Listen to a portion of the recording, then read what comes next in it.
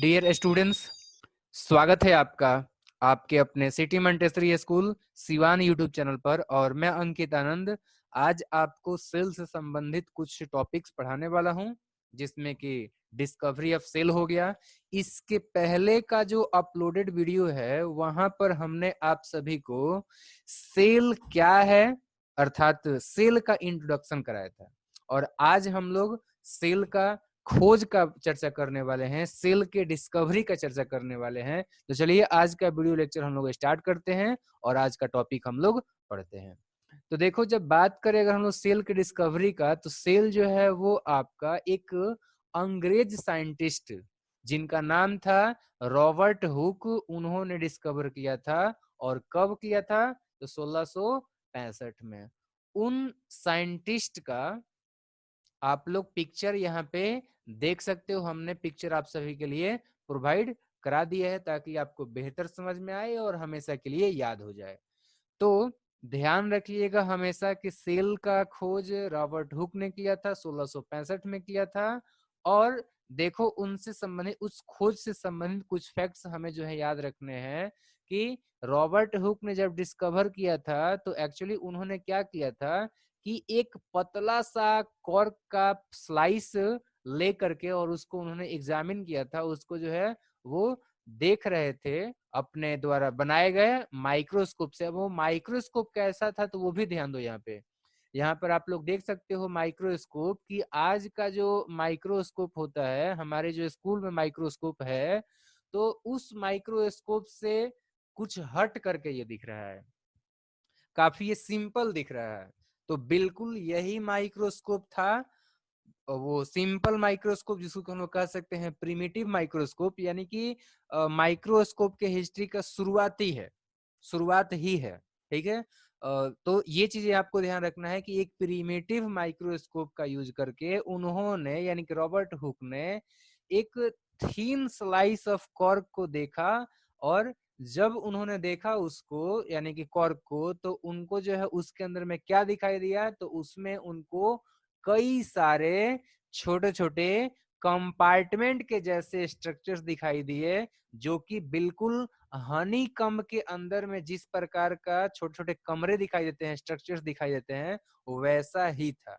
अब चूंकि हनी कम के अंदर में जो छोटे छोटे कमरे के जैसे स्ट्रक्चर दिखाई देते हैं, जिनको कि हम लोग लिटिल रूम की तरह हम लोग लगता है हमें, या फिर हम लोग कह सकते हैं, तो इसी वजह से उन्होंने नाम दिया उस स्ट्रक्चर का सेल। इसका कारण क्या है? तो देखो, एक्चुअली बात करें सेल का, तो सेल जो है ये लैटिन वर्ड सेलुलर से आया हुआ है, बना हुआ है। ठीक है, लिया गया है।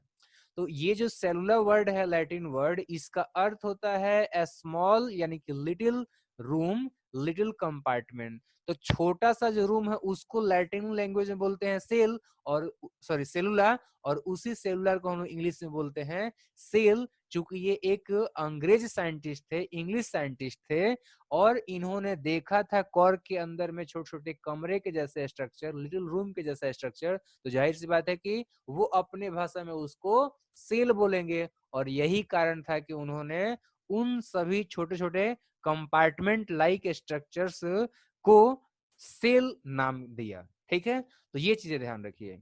अब चलिए आगे बात करते हैं इसके बारे में कुछ और भी चीज। तो ध्यान ये रखो कि जो सेल उन्होंने देखा था, तो वो आपका जो है डेड था एक्चुअली। ठीक है, तो अब हमने देखा कि सेल का डिस्कवरी तो हुआ, बट वो डेड सेल था। तो अब हम लोग बात करेंगे अलाइव सेल का डिस्कवरी कब हुआ और किसने किया। तो अलाइव सेल को जो है सबसे पहले एंटोनी वॉन लिवेनहॉक नाम के एक दूसरे साइंटिस्ट ने देखा था पहली बार। और वो कब देखे थे? तो 1674 में, यानी कि 9 साल बाद। यहाँ पे देख सकते हो 1665 था, तो इसमें 9 साल और जोड़ दो, तो इसके बाद जो है आपका एक दूसरे साइंटिस्ट जिनका नाम है एंटोनी वॉन लिवेनहॉक, या फिर उनको बोल सकते हैं ए भी लिवेनहॉक, उन्होंने डिस्कवर किया, पहली बार ऑब्जर्व किया। तो पहली बार जब उन्होंने ऑब्जर्व किया था तो वो कहाँ किए थे? तो ये भी क्वेश्चन का आंसर आप लोग ध्यान रखेंगे कि in a drop of pond water. वो जो है जो तालाब होता है, तो तालाब के एक बूंद पानी में उन्होंने जो है लाइव एक सेल का देखा हुआ था। ठीक है, अब वो लाइव इसलिए था क्योंकि उसके बॉडी में जो है हरकत हो रहा था। वो जो सेल इन्होंने देखा था, उस सेल में जो है कुछ हरकत हो रहा था, और इस वजह से इन्होंने बोला कि ये अलाइव सेल है। तो हमने आज जो है डिस्कवरी ऑफ सेल के बारे में जाना। कुछ important facts Antony von Leeuwenhoek से संबंधित आप लोगों को ध्यान रखना चाहिए, उसको भी मैं बता देता हूँ।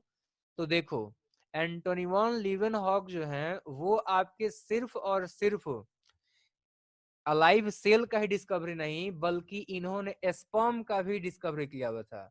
ह्यूमन बीइंग के अंदर में स्पर्म का अगर बात करें, ठीक है, तो इसको डिस्कवर किया था एंटोनी वॉन लीवेनहॉक ने ही। इसके अलावे बहुत सारे अदर भी एनिमल्स हैं, तो उन सभी एनिमल्स के अंदर में भी स्पर्म का डिस्कवरी एंटोनी वॉन लीवेनहॉक नहीं किया था। अब इसके अलावा अगर मैं और भी अगर चीजें आप लोगों को बता दूं कि आरबीसी जो होता है ना हमारे बॉडी के अंदर में, जिसमें कि हीमोग्लोबिन पाया जाता है और जो कि ट्रांसपोर्ट का काम करते हैं, तो ये आरबीसी का भी डिस्कवरी एंटोनी वॉन लीवेनहॉक नहीं किया हुआ था। और इस तरीके से अभी इतना ही नहीं, बल्कि माइक्रोबायोलॉजी के अंदर में इन्होंने बहुत सारा डिस्कवरी किया, जिसकी वजह से कि क्या हुआ कि दूसरे जो साइंटिस्ट थे वो भी माइक्रोबायोलॉजी के तरफ आकर्षित हुए, और फिर जो है माइक्रोबायोलॉजी का बहुत ज्यादा तेजी से डेवलपमेंट होने लगा। यानी कि जो चीजें सदियों से सीक्रेट थी, दुनिया को पता नहीं था, वो इन दो साइंटिस्ट के बाद से जो है एक एक करके डिस्कवर होने लगे, और एक एक करके दुनिया को पता होने लगे। और यही कारण है कि एंटोनी वॉन लीवेनहॉक को हम लोग फादर ऑफ माइक्रोबायोलॉजी बोलते हैं। ठीक है, तो आप लोग ये भी फैक्ट ध्यान रखेंगे कि अगर आपसे पूछा जाता है कि who is the father of microbiology, तो हम लोग बताएंगे कि Antony von Leeuwenhoek is the father of microbiology. ठीक है, अच्छा एक फैक्ट और भी आप सभी को बता दूं कि इस सेल का स्टडी, यानी कि इस सेल के स्ट्रक्चर या फिर दूसरे जो भी फैक्ट्स हैं सेल से संबंधित, तो उन सभी को बायोलॉजी के जिस ब्रांच में हम लोग स्टडी करते हैं उसको हम लोग बोलते हैं साइटोलॉजी। ठीक है, यहाँ पे मैं लिख दे रहा हूं, उसको बोलते हैं हम लोग साइटोलॉजी। अब आप लोगों को ये ध्यान देना है, अच्छा एक चीज और है, इसका दूसरा नाम जो है आपका वो है सेल बायोलॉजी। साइटोलॉजी कह लो या फिर सेल बायोलॉजी कह लो, बात एक ही है, जिसके अंदर में कि हम लोग जो है सेल का स्टडी करते हैं। सेल बायोलॉजी कहें या फिर साइटोलॉजी कहें, तो ये हो गया आपका जो है सेल बायोलॉजी।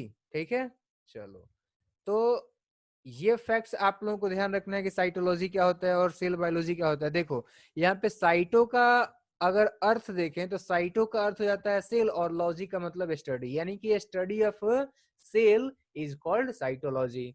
उम्मीद करता हूं कि ये बातें आपको समझ में आ गया। अब जो है इसके अगले वीडियो लेक्चर्स में हम लोग कुछ और भी फैक्ट्स जानेंगे सेल से संबंधित। हम डिस्कवरी देखा, अभी इसके बाद से सेल के टाइप्स के बारे में, सेल के शेप के बारे में, साइज के बारे में, ठीक है, इन सब के अलावा जो हम लोग और भी बहुत सारे फैक्ट्स आगे चल कर देखेंगे। So thank you very much, आज का वीडियो लेक्चर इतना ही।